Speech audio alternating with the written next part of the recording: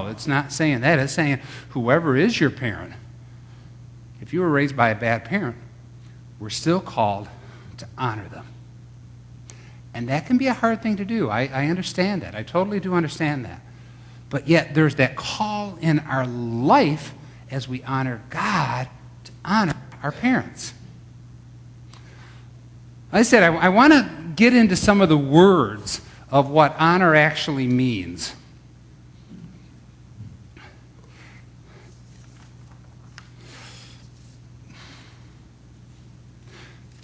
Honor your father and your mother. The word honor in Hebrew is kabod. Kabod means something heavy.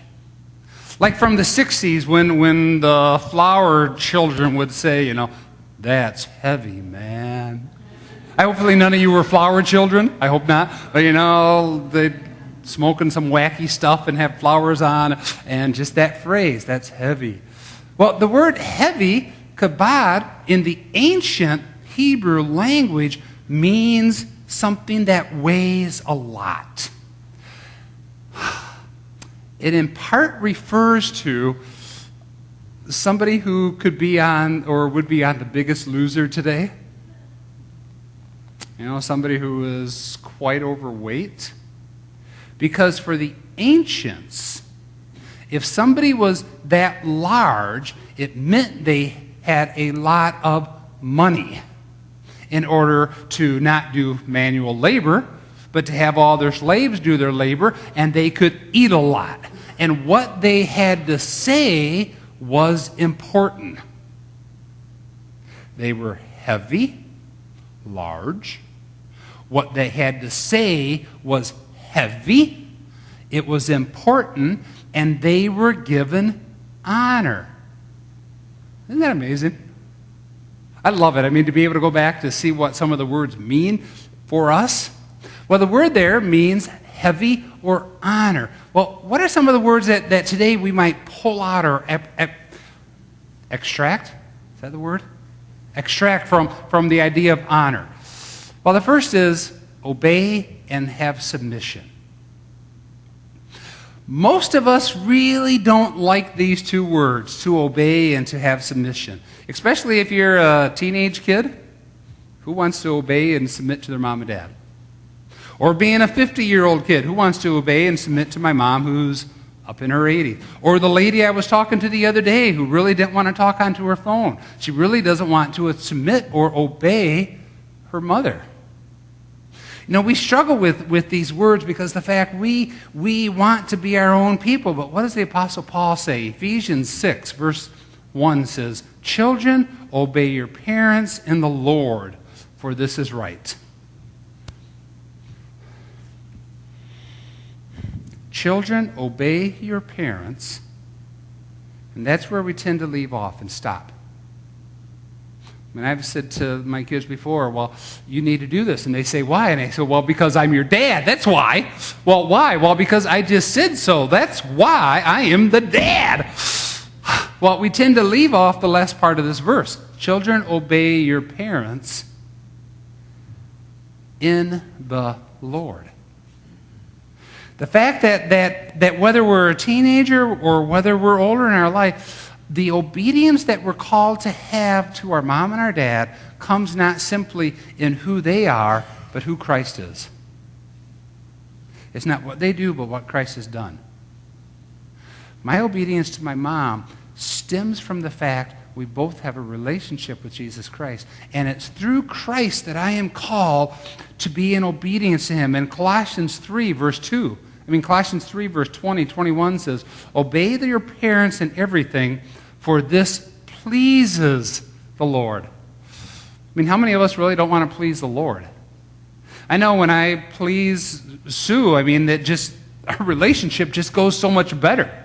You think about it, if you're married or if you're dating somebody, that if you're pleasing your spouse or your significant other and making life good for them, isn't life a lot better for you? It is. So Paul says, obey your parents, for this pleases the Lord. Who greater to please than the Lord? Because if the Lord looks down upon us with his favor, that's the greatest blessing any of us could ask for. honor, obey, be in submission to. And submission is one of those dirty words that we have because we've lost the good, healthy meaning of it. What do I mean?